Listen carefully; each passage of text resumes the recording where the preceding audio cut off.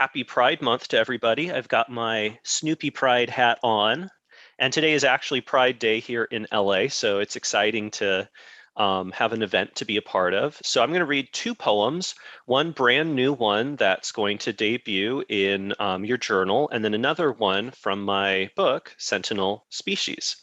So the first one is, which will appear in your book, in your review, is called The Furloughed Apirist, and I wrote it imagining during the pandemic lockdown what a beekeeper would have to do to work from home.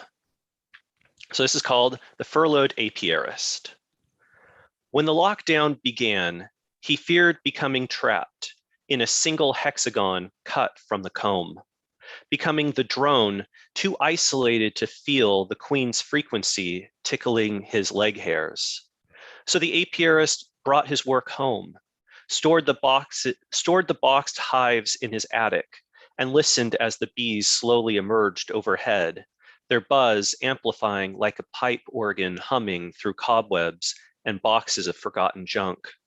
Soon the bees colonized the rafters, cobbling their combs together with fibers of insulation, pink glass threads sewn, fiberproof, crystalline across the ceiling, until the attic became one enclosed hive. The apiarist realized his dream of crawling through the architecture of a live colony, immersed in a choreography of working drones too intricate to be seen as anything but chaos to the human eye. He bought a fresh bouquet from the market, felt the providence of God as the swarm covered the flowers until they disappeared and wads of bees sloughed off like layers of skin.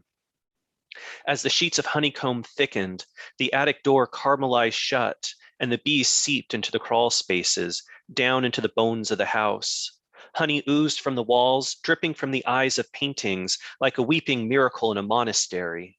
Mornings, the apiarist scraped a knifeful, spread the attic honey on wheat toast, the microabrasions of fiberglass wetting his gums, the perverse pleasure of slight, self-administered pain, reminding him of the first sting in the fields, how he feared the prick at first, but quickly became addicted to the adrenaline rush.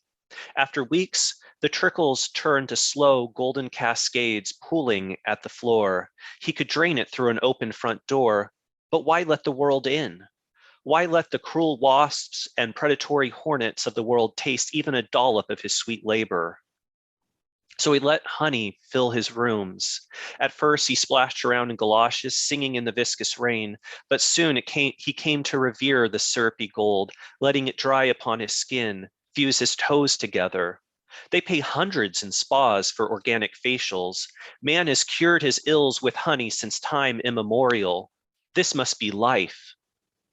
Pharaohs long ago were mummified in honey, never spoiling or decaying save for those who left curses upon their foes. The apiarist imagined the taste of a long entombed ruler deity, still regal and mystical as he was millennia ago. So when he awoke and found the honey had reached mattress height, he knew his destiny, that 7435 Morning View Terrace should become his sarcophagus. Mummified in his childhood quilt, the apiarist stayed still in bed, waited days for the level of honey to slowly flood over him. Entombed in amber like a prehistoric insect, he dreamt of when some future archaeologist would disturb his slumber and wonder what long forgotten empire he once reigned over. So my second poem is also about animals. It's from my book, Sentinel Species, which is a collection of poetry about our relationships with the environment and animals, both socially, but also personally. And here's one that's personal. Since I'm wearing the hat with my favorite imaginary dog, I'm going to read a poem about my favorite living dog, my dog.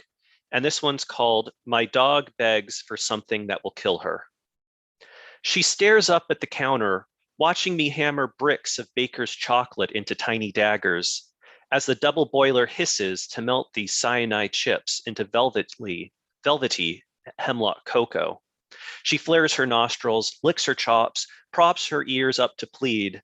I've taught her that the most pathetic submission will win her a cantaloupe rind to gnaw, extra Parmesan cheese raining like manna on the tile, the gristle end of the fatted calf, the benevolence of byproducts. Sitting in the food for less cart as a child, I cried when I could not have the black licorice with the dead cartoon rat. I dug beneath the sink for the sweet pine sol Kool-Aid, searched shoe boxes for packets of silica sweet and low. Because we ate from the tree of knowledge, every poison berry drips kissable on lush, pouty lips. How many times did someone die eating the toxic fruit around the cashew just to get to the nut inside? How many times did they only want the fruit? Despite the instinct of wines and salivation, she trusts me not to slither down from the butcher block, offer a handful of M&Ms, and promise the wisdom of mankind. She'd only wake up begging herself for the pill wrapped in cheese. So thank you again so much. It's an honor to be a part of this magazine and a part of this reading as well. And I'm looking forward to hearing all of my fellow contributors' work today. Thank you so much.